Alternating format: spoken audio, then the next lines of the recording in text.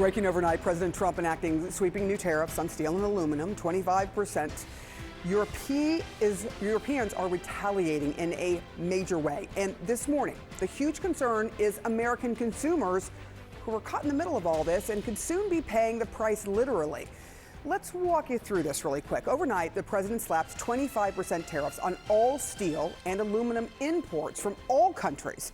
And just a few hours later, Europe's remarkable retaliation, $28 billion worth of tariffs they now have imposed on U.S. goods going into their countries. Bottom line, the uncertainty everyone was already feeling just got upstaged by this word, unjustified. That is how the EU and close allies like Australia are feeling about Trump's actions right now, as U.S. markets soon open after yesterday's volatile close.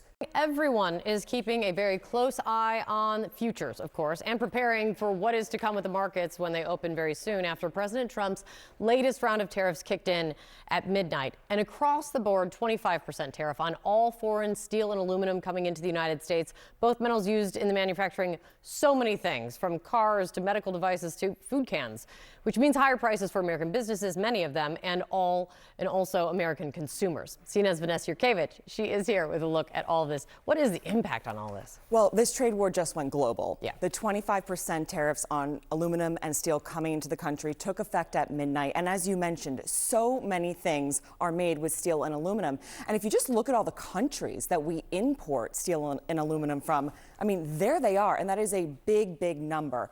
Also, to point out that the prices of those steel and aluminum imports will rise, and that'll have an impact on U.S. steel and aluminum prices. Already in the past 2 months, steel up 30%, aluminum up 15%.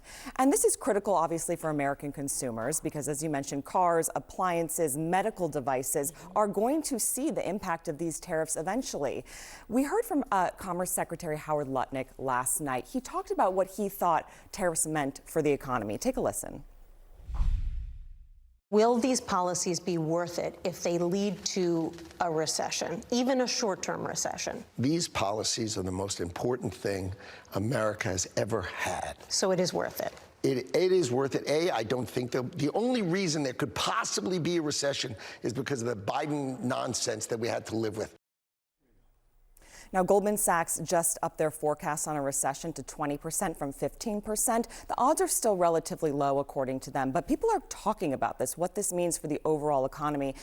Futures this morning slightly up. They could just be waiting to see what happens today. A little bit of a recovery from yesterday. I think futures were up too, right? I was going to say in the morning they were up, and that obviously changed throughout the day.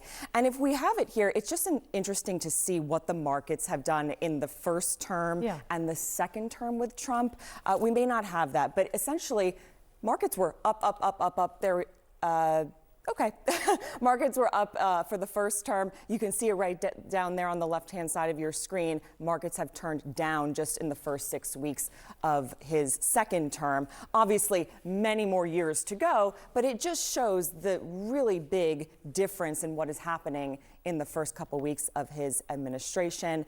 We will wait to see what happens at the opening bell. So much can change in so little time. The EU, as we know, just reciprocated against us $28 billion worth of goods now taxed because of these aluminum and steel tariffs. CNN's Matt Egan is joining me now. What does the latest round of tariffs really mean to Americans? Because you don't feel it immediately, but Wall Street generally gives you some sense. You do get hit there first. That's true. I mean, look, Sarah, another day, another tariff hike from the president. The goal here is to try to level the playing field in global trade. The problem, though, is that some experts are warning it could backfire because steel and aluminum are critical inputs, right? They are used to make everything from medical devices and cans, appliances, infrastructure, power lines, and the big one, cars. Remember, cars, they have they have a lot of steel and aluminum in them, right? And car prices, they're already basically at record highs. So it's hard to see how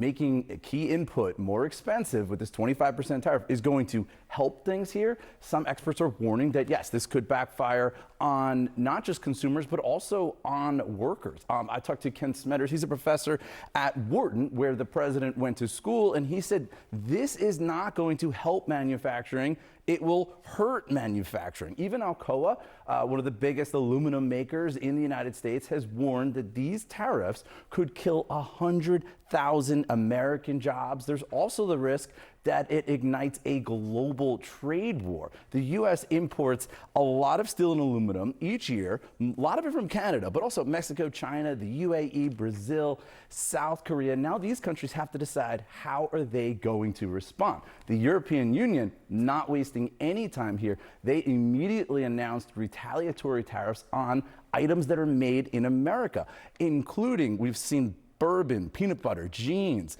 boats, motorbikes, all of them, $28 billion of U.S. goods face retaliatory tariffs. Now, the EU tariffs, they don't kick in until next month, so that leaves some time for some negotiation, of course. But if they do kick in, this could hurt U.S. workers in these sectors because the stuff that they make just got more expensive. You know, Trump has been saying, look, there is pain and there is going to be a disruption that's going to happen, but eventually this is going to be good. The question is how long Americans will be able to shoulder this pain. We will have to wait and see, and we are waiting for the markets. Right now, things looking slightly up, but nothing like what happened with the downturn yesterday. Yeah, right? Slightly up after some days of really steep losses. Yeah. All right. Thank you so Sarah. much. We'll wait for the bell to ring. Kate?